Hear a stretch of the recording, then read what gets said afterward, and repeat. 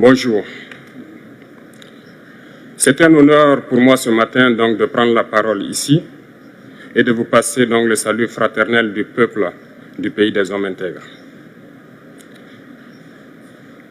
C'est aussi le lieu pour moi, avant tout propos, de rendre grâce à Dieu, Dieu Tout-Puissant qui nous a permis de nous réunir ici ce matin en bonne santé pour parler de l'avenir et du bien-être donc de nos peuples.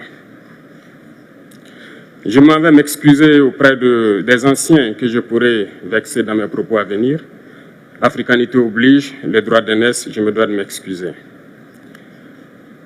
Camarades, j'ai quelques questions donc de ma génération, mille et une questions qu'on se pose.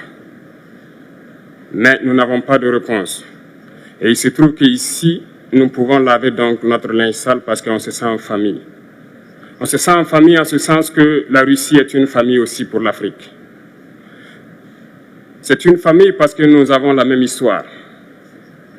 La Russie a consenti d'énormes sacrifices pour libérer le monde du nazisme pendant la Seconde Guerre mondiale.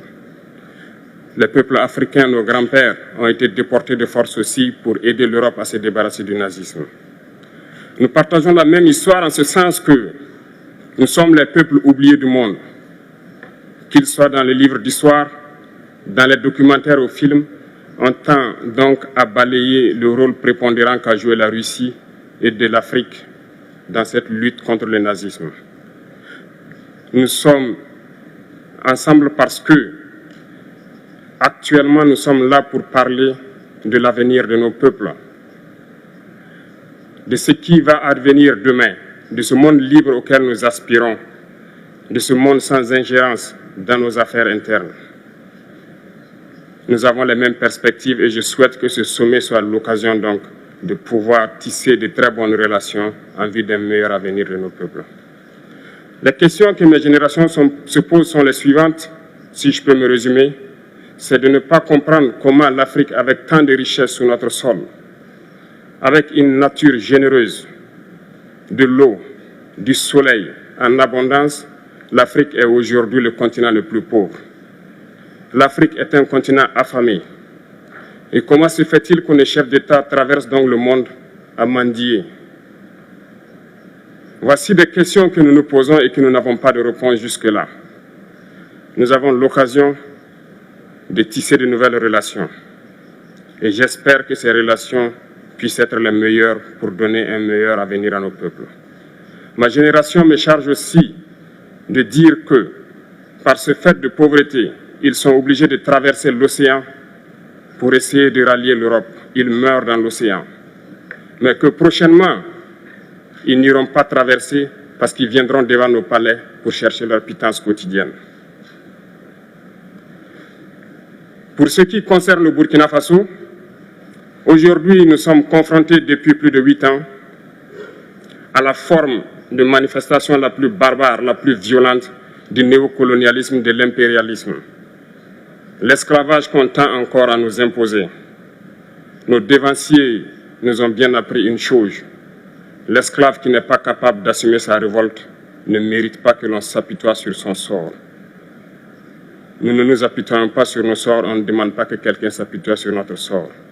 Le peuple burkinabé a décidé de lutter contre l'île terroriste en mesure de relancer son développement.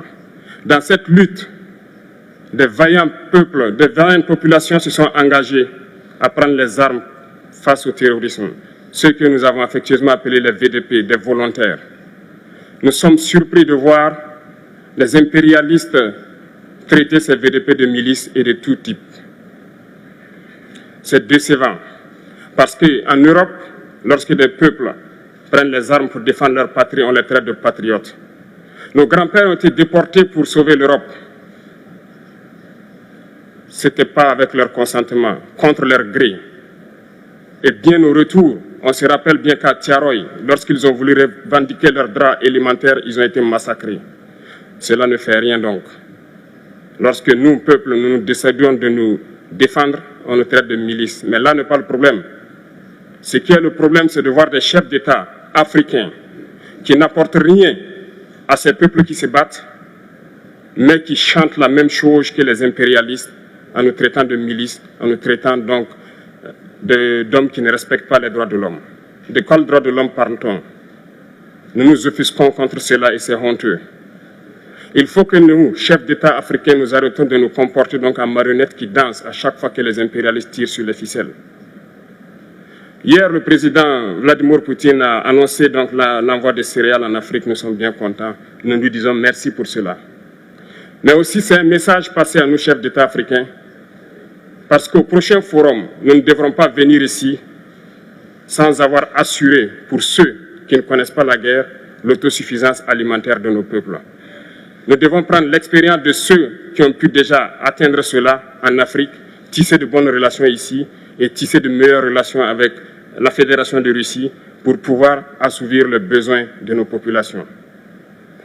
Je ne serai pas peut-être long, le temps imparti est très court. Nous sommes obligés de nous arrêter à un moment donné. Mais je voudrais terminer en disant que nous devons donc rendre hommage à nos peuples.